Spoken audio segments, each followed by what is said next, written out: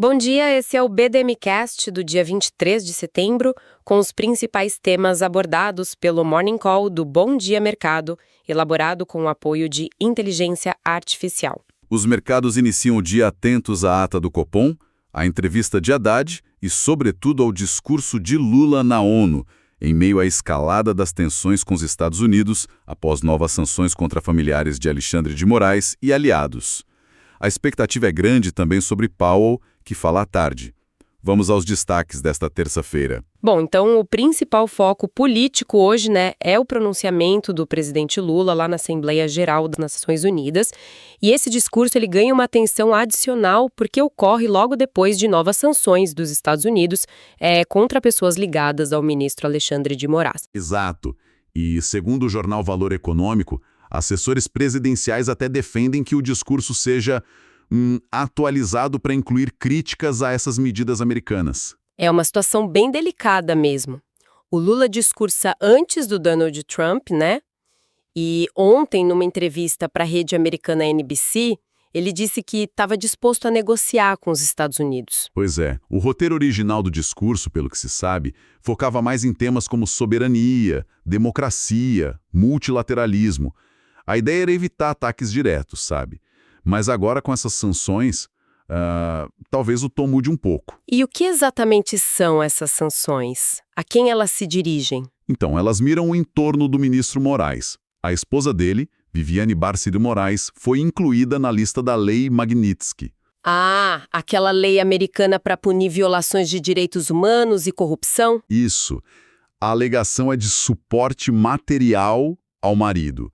Além dela, o Lex Instituto de Estudos Jurídicos, que é ligado à família, e mais 7 pessoas também foram alvo.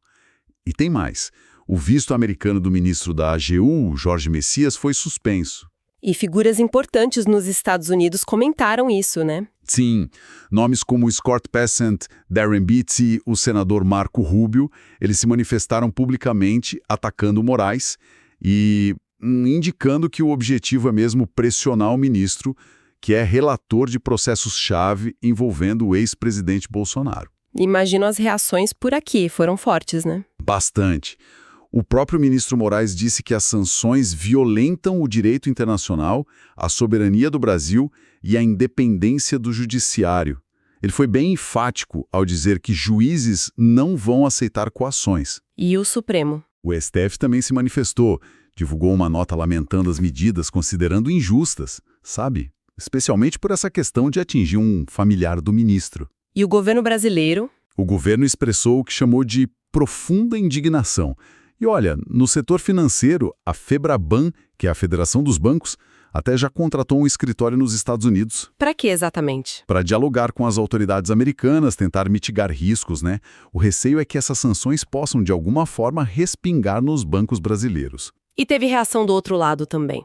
O deputado Eduardo Bolsonaro. Ele foi para as redes sociais dizer que as sanções seriam um tipo de recado para a elite brasileira, falando sobre a necessidade de uma anistia. E essa movimentação toda em torno das sanções já está gerando consequências, Na justiça, por exemplo. Sim. A Procuradoria-Geral da República, a PGR, denunciou o Eduardo Bolsonaro e também o Paulo Figueiredo por coação no curso do processo. A acusação é que eles articularam essas sanções nos Estados Unidos justamente para tentar salvar Jair Bolsonaro. O procurador-geral Paulo Gonet, inclusive, pediu aumento de pena para eles. E no Congresso? Bom, no Congresso, o Conselho de Ética da Câmara deve instaurar hoje mesmo um processo que pode levar à cassação do Eduardo Bolsonaro. Isso é baseado numa representação do PT. E tem outro efeito colateral.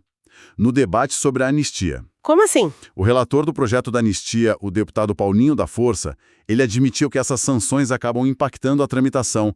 Ele disse que pode até adiar a votação de um outro projeto relacionado sobre dosimetria de penas.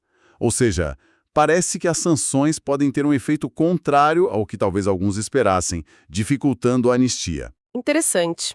Bom, mudando um pouco de assunto, vamos para a economia. O mercado está de olho hoje na ata da última reunião do Copom, Exato.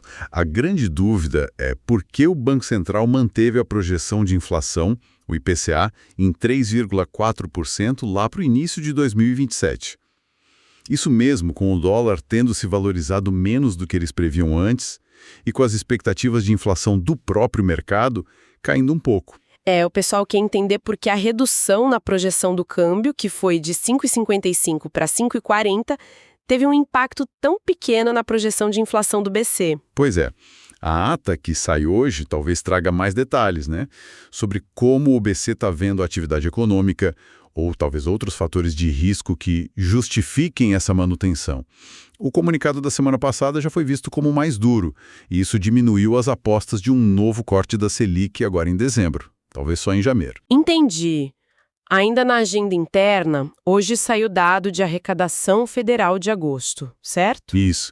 A mediana das projeções do mercado, lá do Broadcast Plus, aponta para uma queda de 3,8% na comparação anual, o que daria uns 214,5 bilhões. E no fim do dia tem uma reunião importante do Gabriel Galípolo, diretor do BC. Sim, às 18h30, uma reunião virtual com os presidentes da Febraban e também dos bancos Bradesco, Itaú e Santander. E no Congresso, alguma novidade? Olha, o presidente da Câmara, Arthur Lira, deve apresentar hoje os pontos principais do relatório dele sobre a isenção do imposto de renda para quem ganha até R$5.000. Mas ele já avisou que o debate vai ser duro sobre como compensar essa perda de receita. E lá fora, o que temos de importante? Atenção para a fala da Michelle Bowman, diretora do Fed, o Banco Central Americano, às 10 horas da manhã. E também saem os dados preliminares dos PMIs de setembro, aqueles índices de gerentes de compras, nos Estados Unidos, Zona do Euro, Reino Unido e Alemanha. São indicadores importantes de atividade econômica. Bom, e ontem como fecharam os mercados por aqui? Imagino que essa tensão política pesou. Pesou sim. As taxas de juros futuras subiram um pouco, o dólar avançou 0,32%, fechou a R$ 5,3381, justamente por causa desse ruído entre Brasil e eu, e o Ibovespa acabou caindo 0,52%, fechou nos 145.109 pontos. Teve algum destaque positivo? Teve. A Embraer, as ações subiram bem, 4,63%, depois que eles anunciaram um acordo com a Latam. Já em Nova York foi um dia de recuperação. Os principais índices, Dow Jones, S&P 500, Nasdaq, fecharam em máximas históricas. E no mundo corporativo, para a gente fechar? Algumas notícias rápidas. A Marfrig anunciou o Miguel Gulart como novo CEO global, isso depois da incorporação da BRF.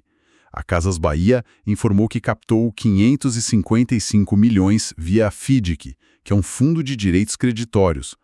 A Localiza e o Grupo Mateus aprovaram um pagamento de juros sobre capital próprio, o JCP.